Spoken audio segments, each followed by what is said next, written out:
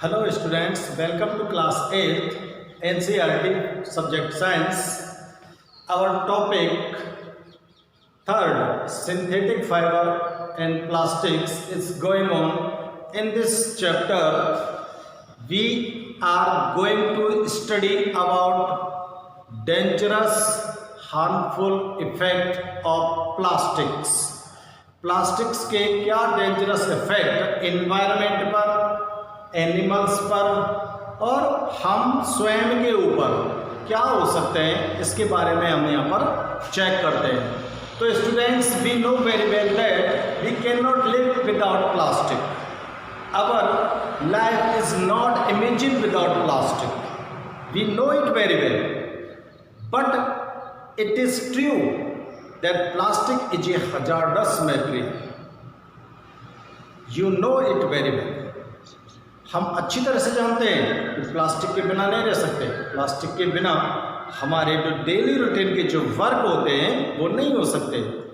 But जो plastic है वो हमारे लिए कितना हजारडस है, इसको हम यहाँ पर चेक करते हैं. ठीक है. तो स्टूडेंट्स, इस प्लास्टिक से होने वाले जो नुकसान हैं उनको हम कम कैसे कर सकते हैं? We can less the harmful effect of plastics. But how?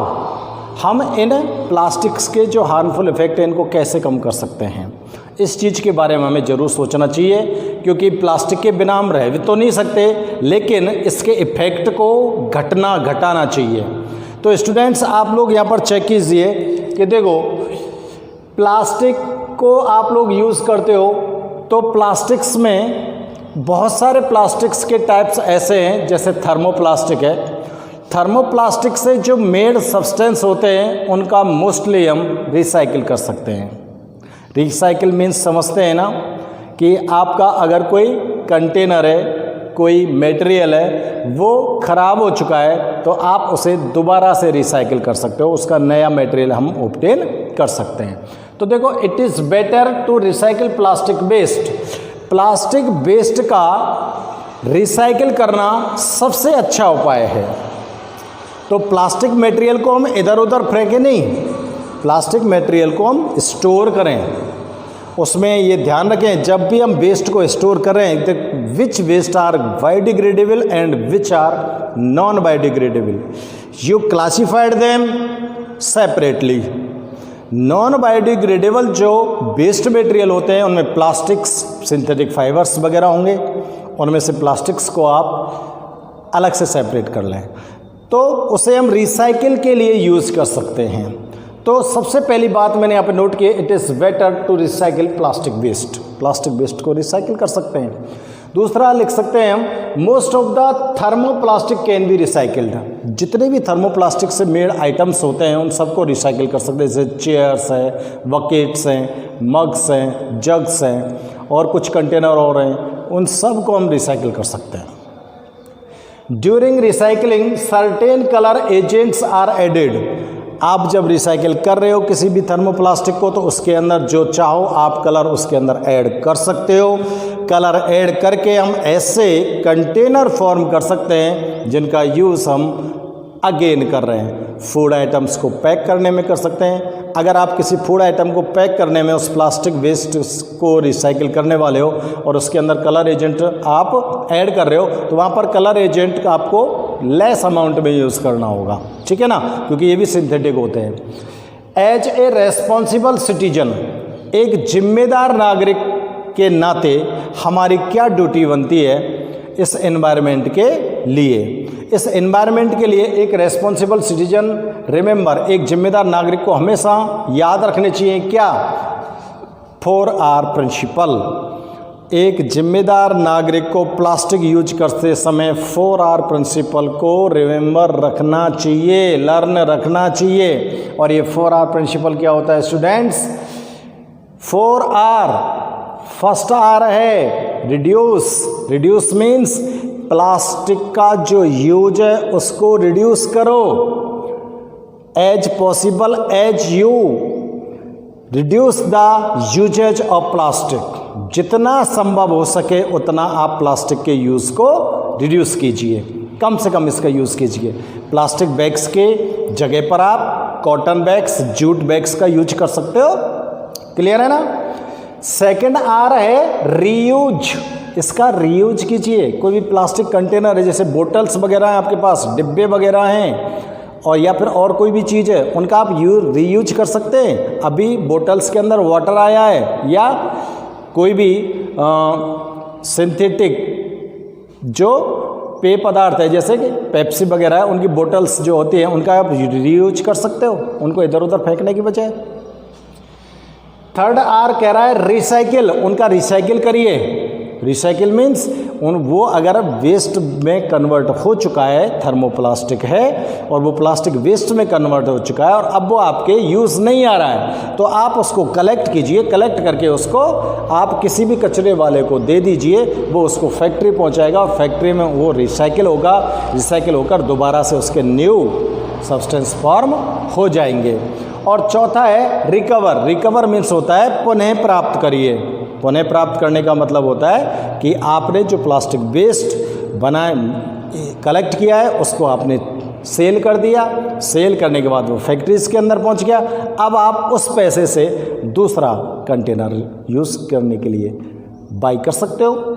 Okay students, develops habits which are environmental friendly. अगर इस तरह की 4R प्रिंसिपल की हैबिट्स को हम डेवलप करते हैं हमारे अंदर, तो ये बहुत ही इको फ्रेंड होंगी।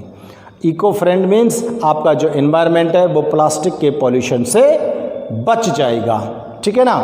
अब देखते हैं स्टूडेंट्स, प्लास्टिक्स के अंदर सबसे ज़्यादा जो यूज होने वाला प्लास्टिक होता है, जो आपको कदम कदम पर, हर फुट स्टेप पर आपको ज़मीन पर दिख जाएगा, वो क्या होता है? पॉलीबैग्स। क्या होते हैं स्टूडेंट्स?